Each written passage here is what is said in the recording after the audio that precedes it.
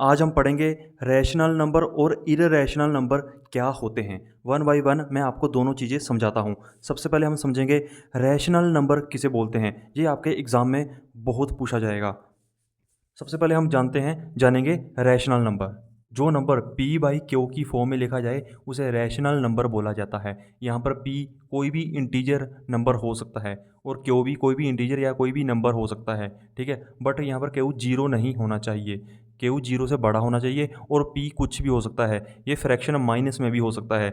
जो इस फ्रैक्शन की फॉर्म में होगा उसको हम रैशनल नंबर बोलेंगे। फॉर एग्जांपल 1/2 हो, ठीक है, 1/3 हो, -1/3 हो, ठीक है।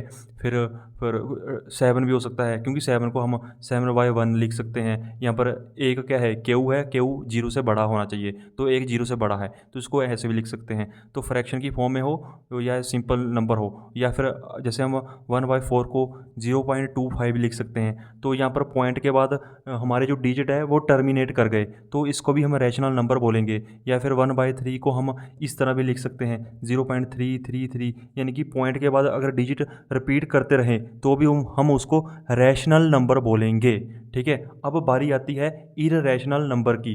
इररेशनल नंबर किसे बोलते हैं? जो p बाई क्यू की फॉर्म में ना हो। फॉर एग्जांपल √2 है, ठीक है। √2 की वैल्यू अगर हम फाइंड करेंगे तो 1/4, 1, 2 इस तरह की आगे आगे की संख्या चलती जाएंगी। यानी कि पॉइंट के बाद अगर हमारी संख्या टर्मिनेट ना करे या फिर रिपीट ना हो तो उसको हम इररेशनल नंबर बोलेंगे। पॉइंट √3 हो जाए, पाई हो जाए, ठीक है।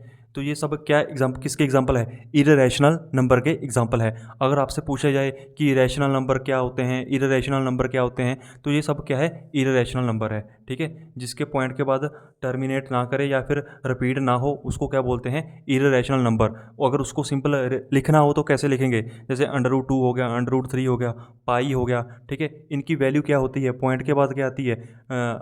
डिजिट आते रहते हैं और इसको फ्रैक्शनल फॉर्म में हम नहीं लिख सकते, ठीक है। अगर आप बोलेंगे कि √2 पाई इसको हम ऐसे लिख दें, बट अगर हम इसको डिवाइड करेंगे 2 ही आएगा। लेकिन अगर हम इसकी वैल्यू निकालें तो पॉइंट के बाद इसकी वैल्यू 1, 4, 1 ऐसे चलती जाएंगी, ठीक है। 1/4, 1 ऐसे चलती जाएगी, सॉरी ऐसे चलती जाएगी। तो पॉइंट के बाद इसके डिजिट टर्मिनेट नहीं करेंगे, ठीक है। तो फिर और रिपीट भी नहीं करेंगे तो फिर इसको हम इररेशनल नंबर बोलेंगे। इस तरह से कुछ भी हो सकता है, √5, √7, ठीक है। इस तरह के एग्जाम्पल क्या है हमारे पास? Irrational number. तो आपको ये याद रखना है।